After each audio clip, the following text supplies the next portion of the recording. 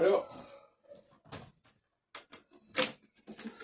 nous avons eu hier une réunion dans notre McDonald's de l'hôtel de ville avec Valentin, Gassan, Florence et Jean-Marc. Et j'ai lancé la question de la productivité et du travail. Ça n'a pas été enregistré. Et je retiendrai surtout les réactions de notre ami Valentin,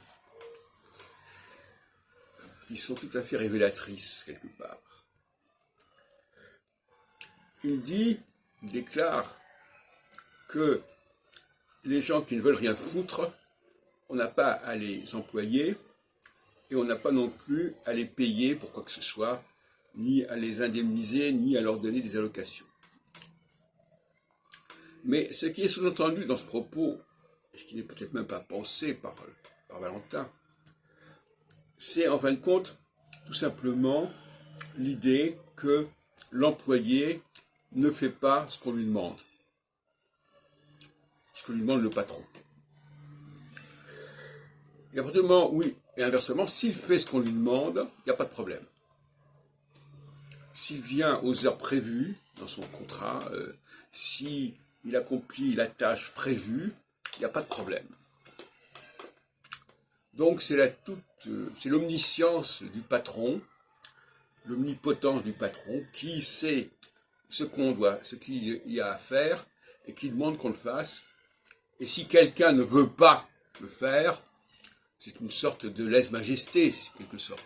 Et donc il faut qu'il soit puni pour ça.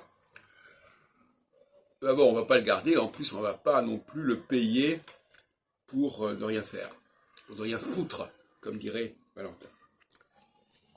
Voilà la terminologie utilisée. Alors, montrer un peu les carences de cette terminologie. Les carences de cette terminologie, d'abord, c'est que le patron, il peut très bien demander des choses qui n'ont aucun sens. Qui n'ont aucun sens économiquement, ne serait-ce que.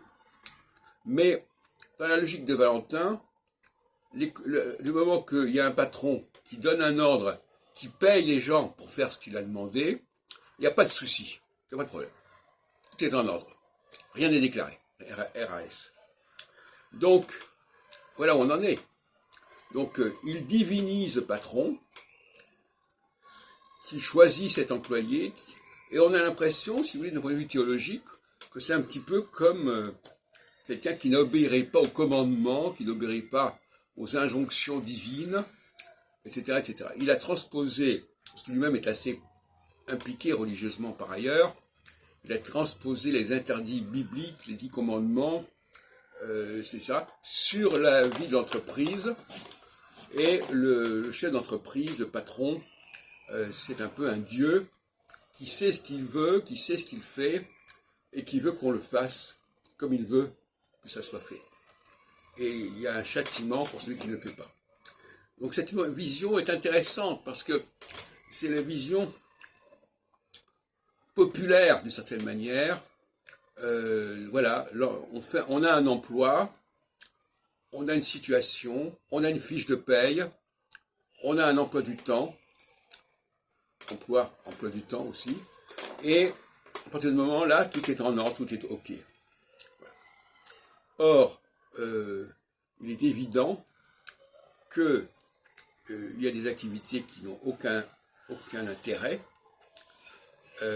et qui sont mal gérées, qui sont mal conduites, avec des produits qui ne se vendent pas, par exemple, puisque comme vous le savez, la France n'est pas une très bonne exportatrice, et que souvent les gens préfèrent acheter des produits étrangers en France.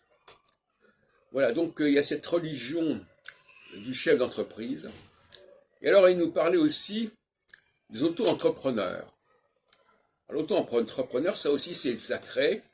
Voilà, il décide de faire certaines choses, il les fait. Donc c'est une vision extrêmement libérale au sens économique du terme. Voilà. Laisser faire. Chacun fait ce qu'il a à faire, du moment qu'on est dans les clous, du moment qu'on respecte les conditions de travail, qu'on respecte les conditions de salaire, il n'y a rien à dire.